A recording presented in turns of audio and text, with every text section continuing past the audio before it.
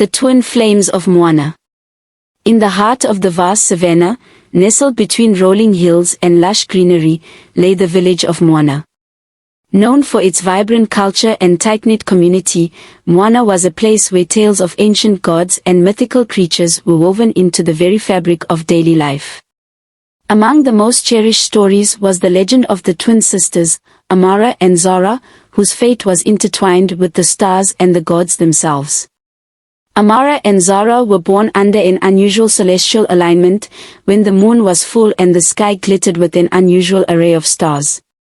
From their very birth, it was clear that the twins were special. Their eyes, a deep shade of blue not common among the villagers, seemed to hold the secrets of the universe. The village healer, an old woman known for her wisdom, proclaimed that the twins were destined for greatness, though she could not yet foresee the nature of their destiny. The girls grew up in a harmonious and loving environment, their bond as sisters forged in a fire of mutual support and affection. They were inseparable, and their connection was such that even the most skeptical villagers began to believe that their souls were one. They complemented each other perfectly. Amara was calm and wise, while Zara was spirited and adventurous. Their beauty was unparalleled, and their charm was matched only by their kindness. They had an innate ability to heal the sick and comfort the troubled, making them beloved figures in Mwana.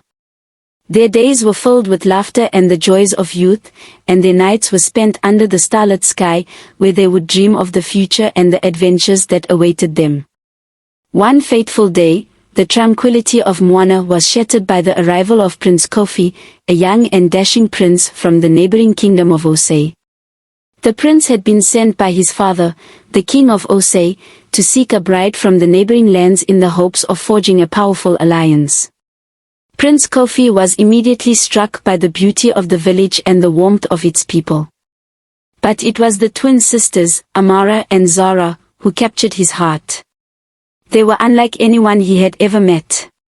Their grace and charm made a profound impression on him, and he found himself drawn to them in a way he could not explain. As the prince began to spend time in the village, he sought out the company of Amara and Zara, always careful to treat them with respect and kindness. Both sisters were equally captivated by him, but they each responded to him in their unique ways. Amara, with her gentle demeanor, engaged in deep conversations with the prince, discussing matters of philosophy and the nature of the universe. Zara, with her playful spirit, delighted in sharing tales of their village and its traditions, filling his days with laughter and joy. The prince's visits became frequent, and the affection he felt for the sisters grew stronger with each passing day.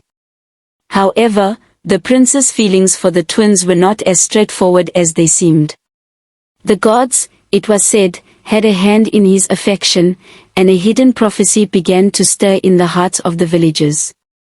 As Prince Kofi's affection for Amara and Zara deepened, the bond between the sisters began to be tested. Though they had always been united, they found themselves falling for the same man.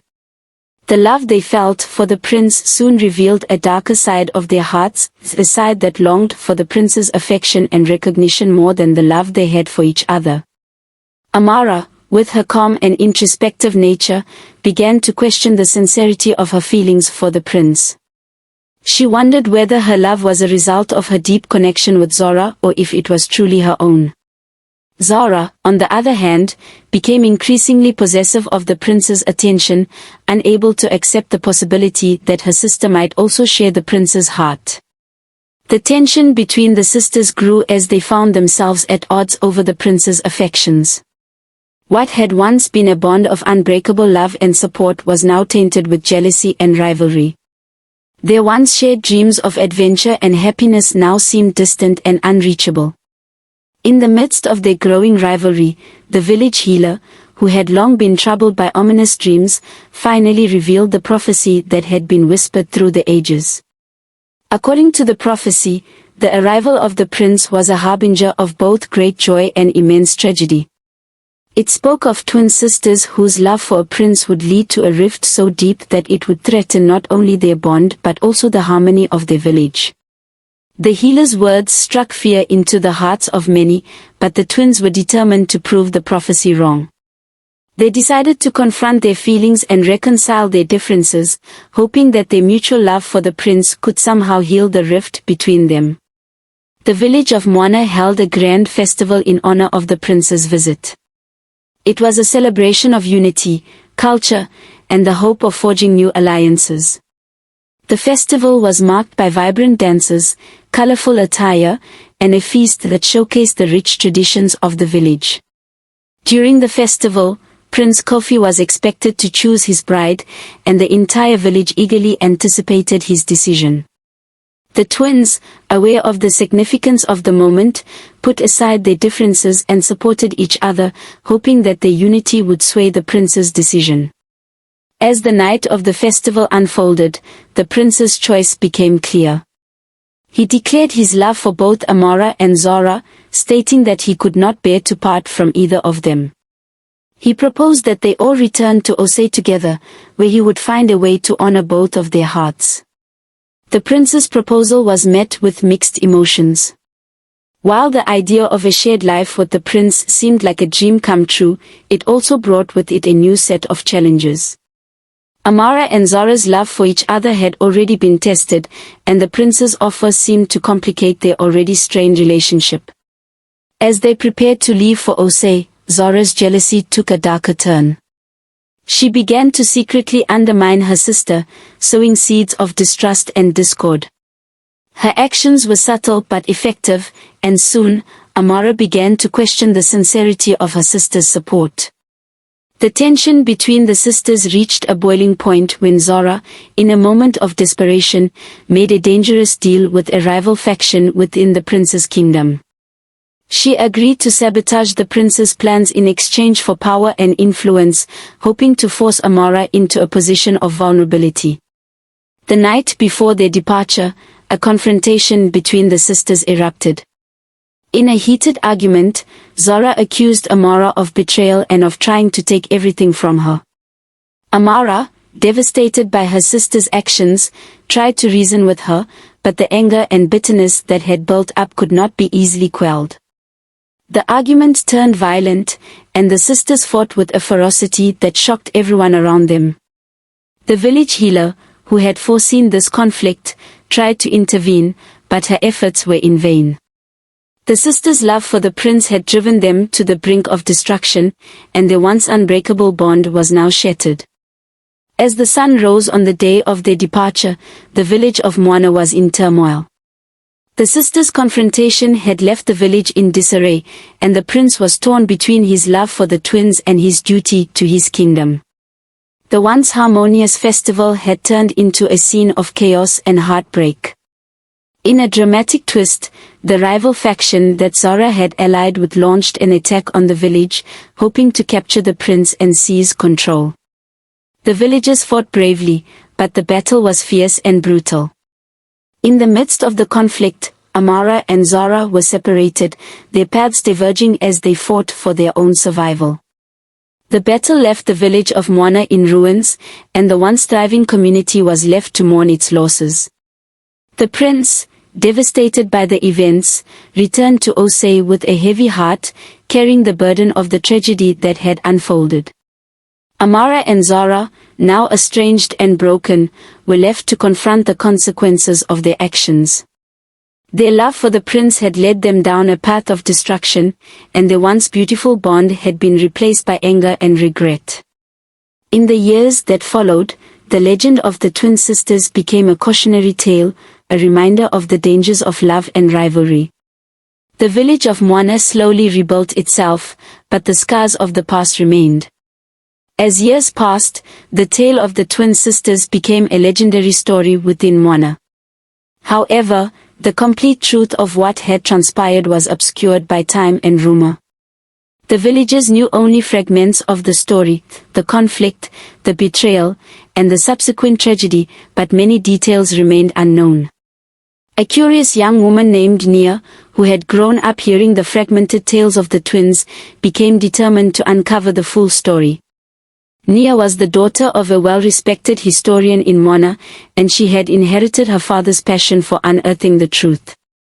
Her quest led her to dig through old records and consult with the village's elders, hoping to piece together the lost parts of the tale. Through her research, Nia discovered a forgotten manuscript, an ancient account written by an outsider who had witnessed the events surrounding the twins. The manuscript revealed startling truths about the sisters' descent into conflict and the dark forces that had influenced their actions. According to the manuscript, the rivalry between Amora and Zora had been exacerbated by a malevolent spirit, a trickster entity that thrived on discord and chaos. This spirit, known as the Nyoka, had been a dormant presence in the region for centuries, awakening only when it sensed an opportunity to exploit human weaknesses. The Nyoka had subtly manipulated Zora's emotions, feeding her insecurities and encouraging her jealousy.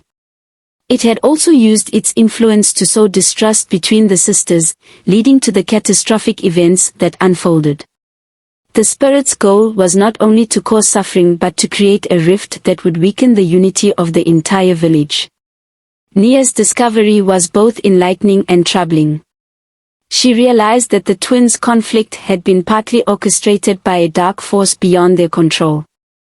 Determined to honor the memory of Amora and Zora, and to free Mwana from the lingering shadows of the Nyoka, Nia sought the guidance of the village healer, who was now an elderly woman living in seclusion. The elderly healer, once a vibrant and wise figure, had retired from public life but still possessed great knowledge of ancient practices and rituals. Nia approached her with the manuscript and sought her advice on how to deal with the Nyoka's lingering influence. The healer confirmed the manuscript's account, explaining that the Nyoka's presence had indeed left a scar on the land. To cleanse Mwana and put the spirits to rest, a ritual needed to be performed, a ritual that required the cooperation of both the living and the spirits of the departed.